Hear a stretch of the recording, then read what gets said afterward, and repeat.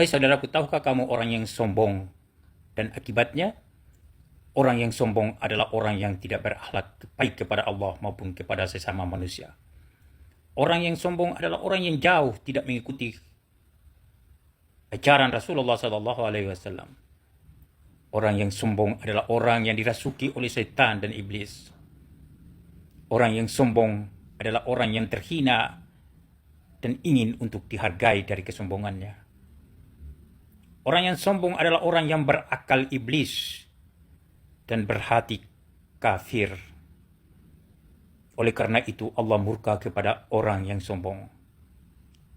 Maka jadilah engkau manusia yang tawadu atau rendah hati. Orang yang tawadu senantiasa menjaga dirinya dari kesombongan dan tidak mau mengikuti orang lain yang sombong. Jauhilah dirimu dari manusia yang sombong.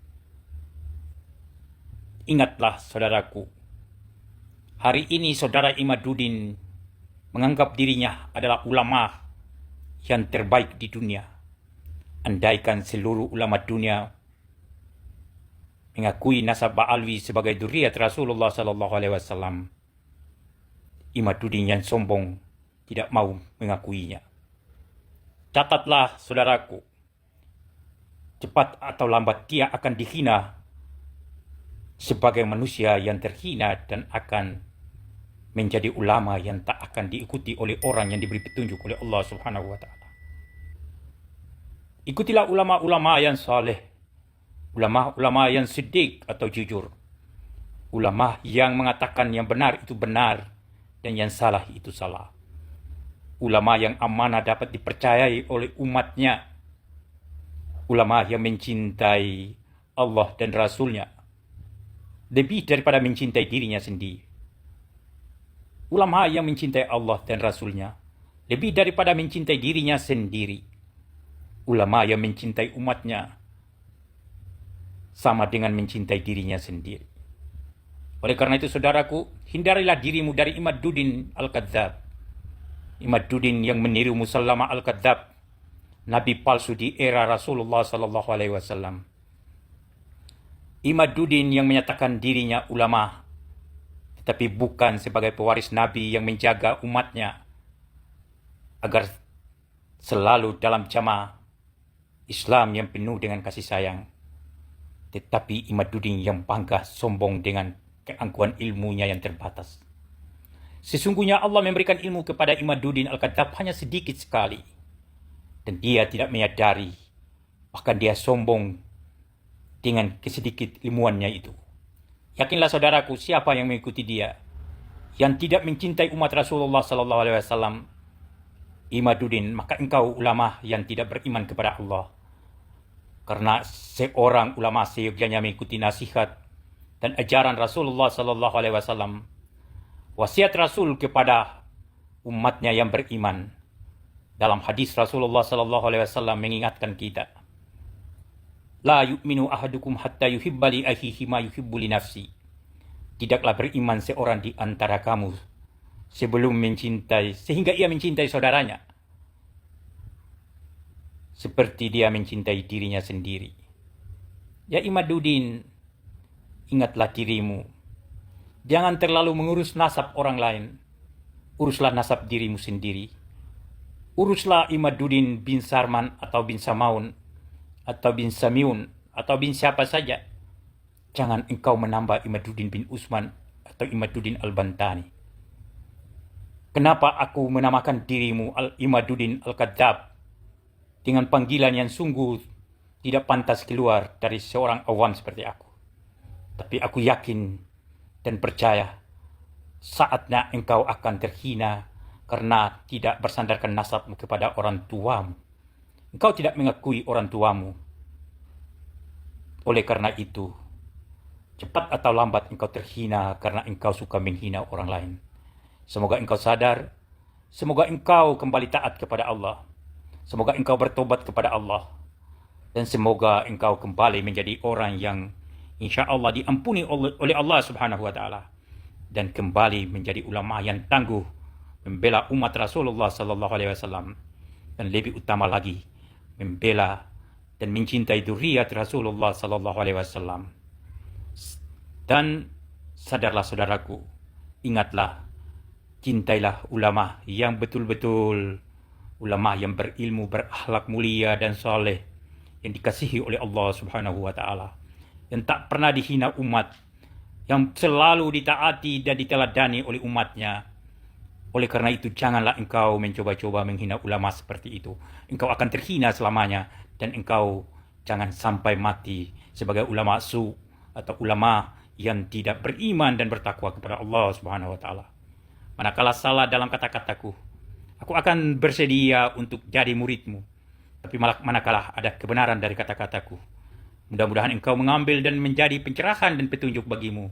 Semoga dari aku yang awam, yang bukan lahir dari pesantren, tetapi insya Allah dengan nasihat sederhana dari diriku, aku hanya seorang anak yang daif, lemah, kurang, karena berasal dari orang yang selama ini belajar dari pendidikan yang masih bersifat umum, yang masih jauh dari pendidikan agama. Tapi insya Allah, apa yang kusampaikan ini sejalan dengan apa yang difirmankan oleh Allah Subhanahu wa taala di dalam Al-Qur'an surat Al-Baqarah ayat 10. Fi qulubihim maradun fazadahumullahu marada walahum adzabun alimun bima kanu yakdzibun. Di dalam hati mereka ada penyakit. Allah menambahkan penyakit itu sehingga dia dikenakan azab besar disebabkan karena suka berdusta. Penyakit yang dimaksudkan dalam surat Al-Baqarah ayat 10 Al-Quranul Karim ini adalah penyakit hati, berupa suka sombong, suka membenci orang lain, suka mengadu domba atau memprovokasi orang lain untuk mengikuti kesalahan yang dibuat olehnya, suka memfitnah, suka mencela dan mencaci maki orang lain. Dan karena kesombongan itu, maka Allah murka kepada orang-orang yang sombong. Oleh karena itu, Imaduddin ku sayang, janganlah engkau berjalan di atas muka bumi dengan sombong, karena sesungguhnya Allah murka kepada orang-orang yang sombong, baik kepada Allah, Rasulnya, dan kepada umat Rasulullah Sallallahu Alaihi Wasallam. Demikian saudara renunganku, manakala salah mohon dimaafkan dan kiranya menjadi bagian pencerahan dalam kehidupanmu. Baik teman-teman, ada 10 poin yang saya catat.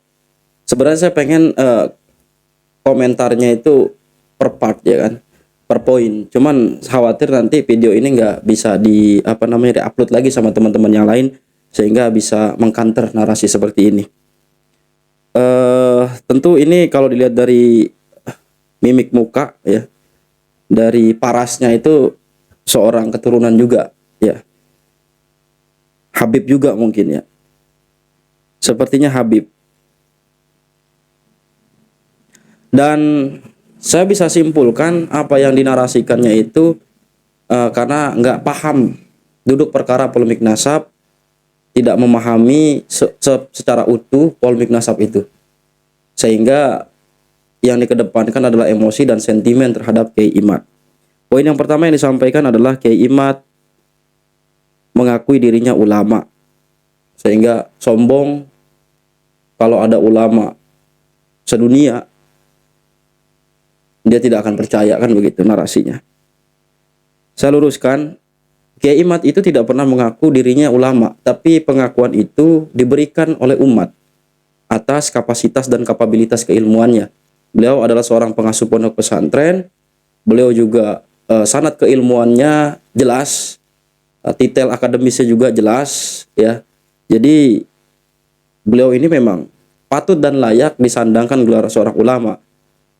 Dan beliau adalah pengurus lembaga fatwa di MUI Kabupaten Banten. Jadi udah nggak bisa dipungkiri kalau beliau adalah seorang ulama. Dan berkaitan dengan statement yang digoreng oleh Muhyiddin Bego tentang kalau ulama sedunia mengakui Habib Ba'alwi, ya kan, saya tidak akan terima walau aftal muftun, kan begitu. Itu ada terusannya, Pak. Nggak sampai di situ.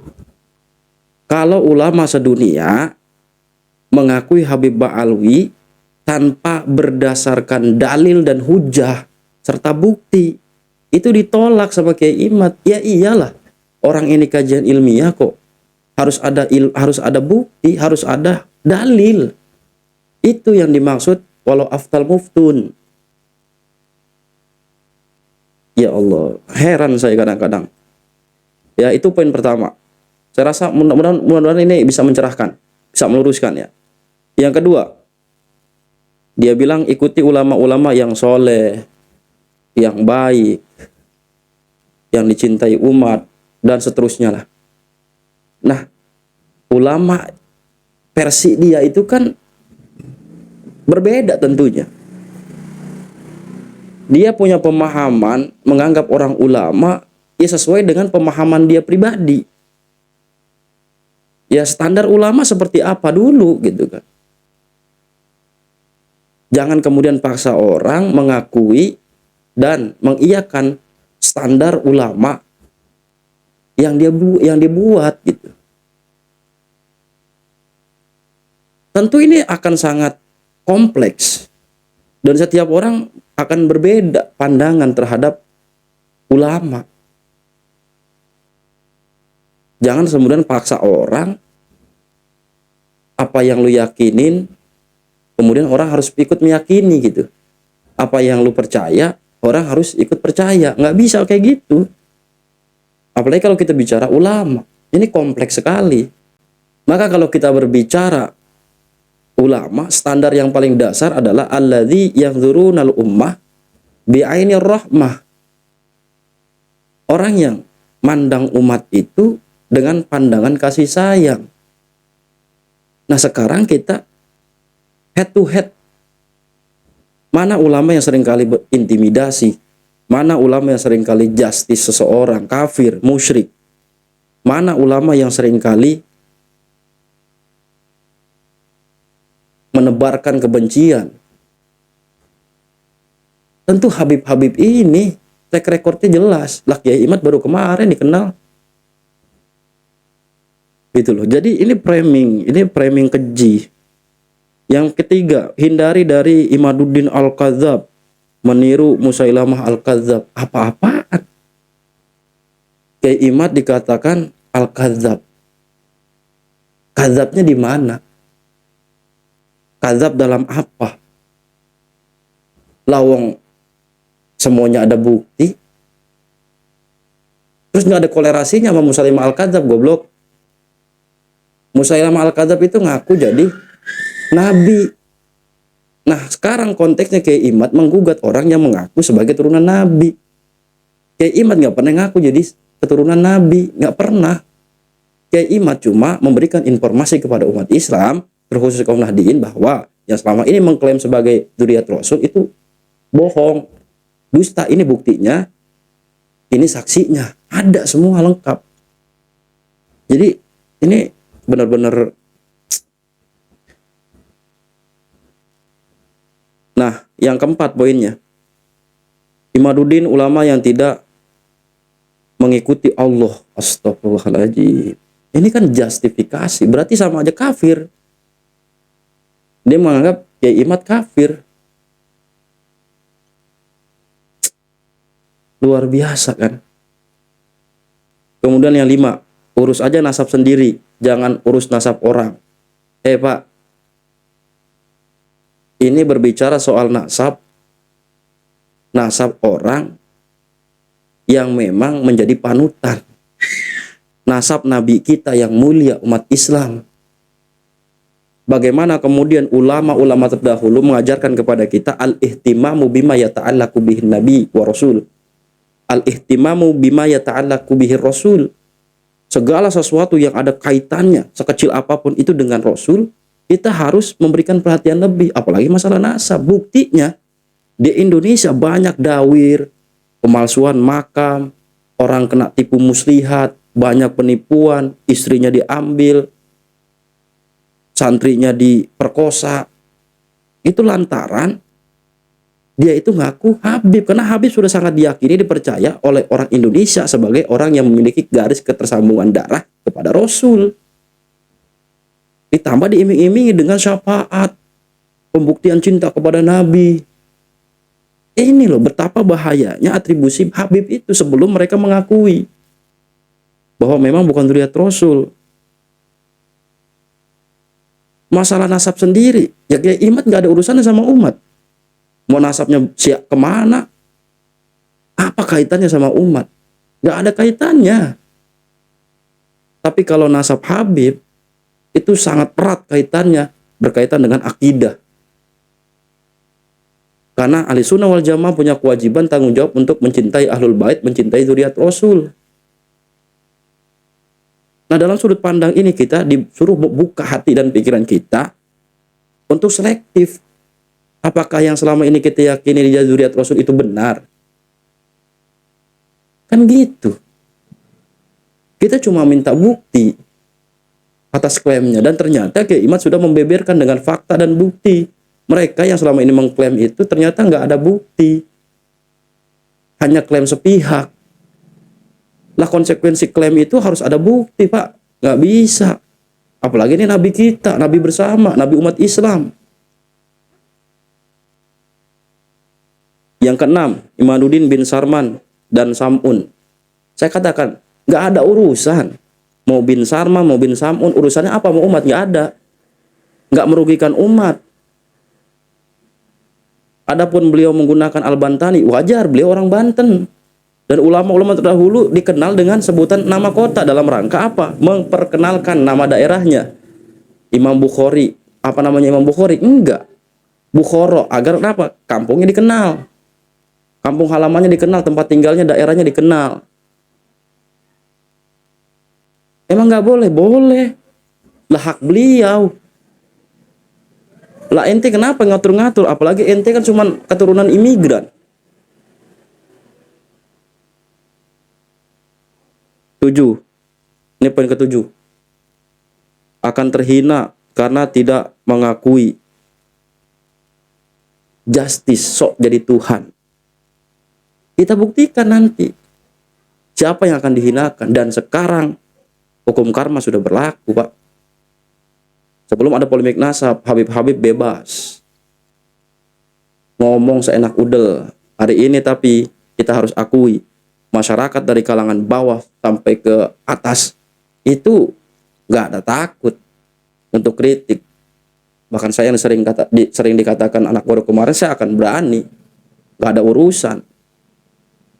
Wakul jahal hak wajahakul batil innal batila kana zahuqu. Kita pegang itu. Siapa yang sekarang dihinakan? Siapa yang dulu nantang-nantang almarhum Gus Dur mubahalah?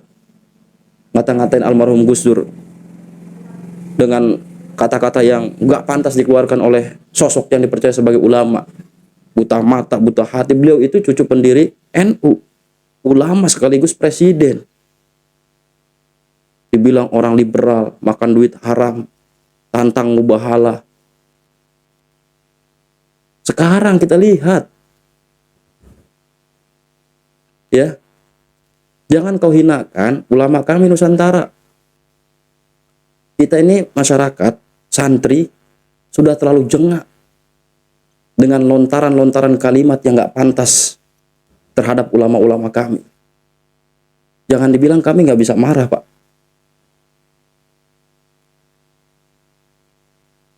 Poin ke-7. Poin ke-8. Cintai ulama yang beriman. Jangan menghina ulama. Ya ini standar pribadi kan.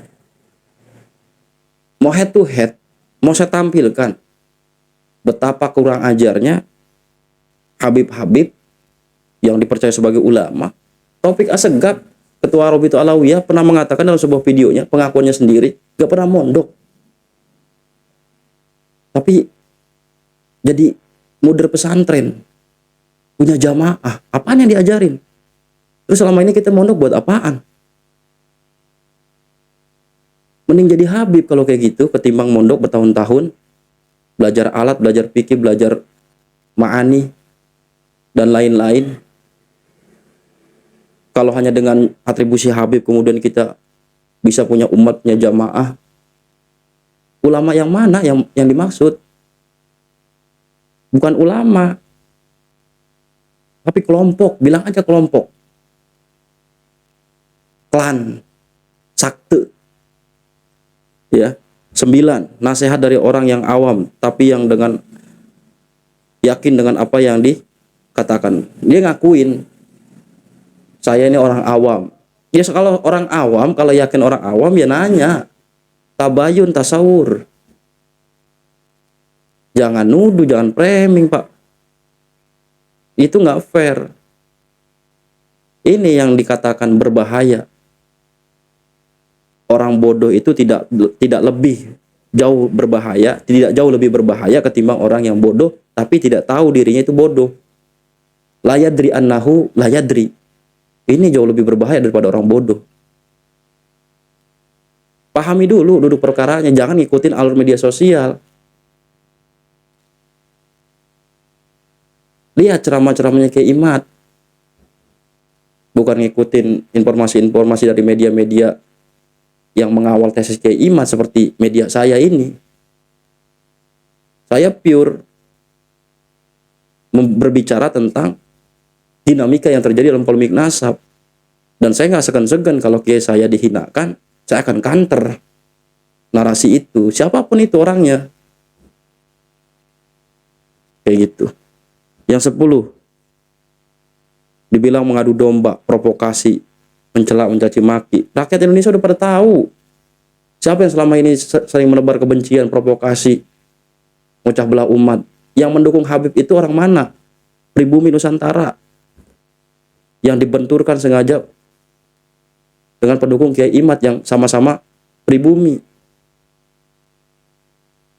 Kenapa ini Muhyiddin berani kayak gitu? Sampai sebegitunya membela Habib. Karena udah doktrin bahwa yang dibela adalah keturunan Nabi. Kan kayak gitu. Tapi nggak ada satupun Habib yang jadi tameng ketika penolakan pengajian kemarin yang belum lama di Tegal. Siapa yang maju? Orang Indonesia.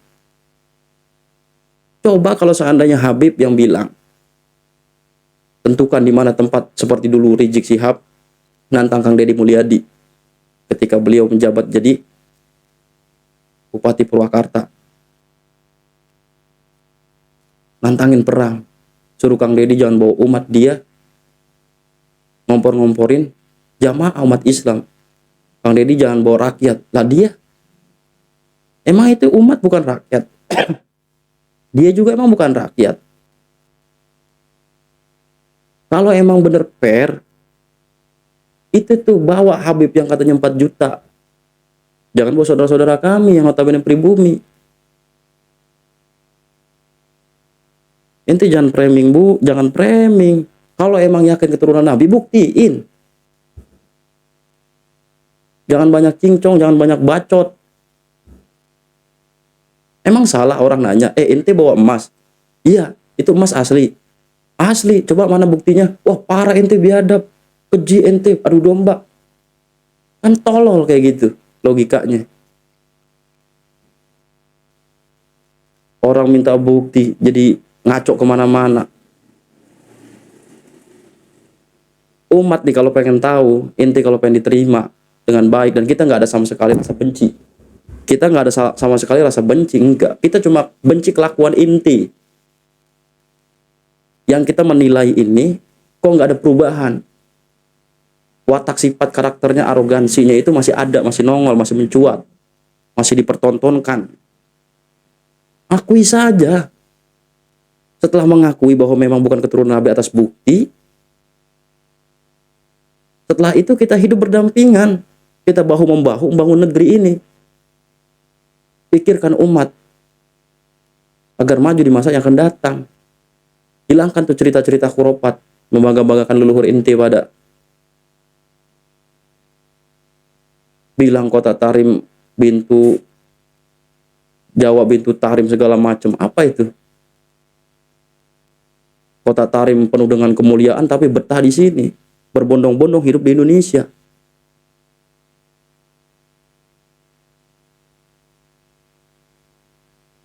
Mohon Pak diklarifikasi Pak, tarik omongannya Pak, framing-framingnya tarik Pak.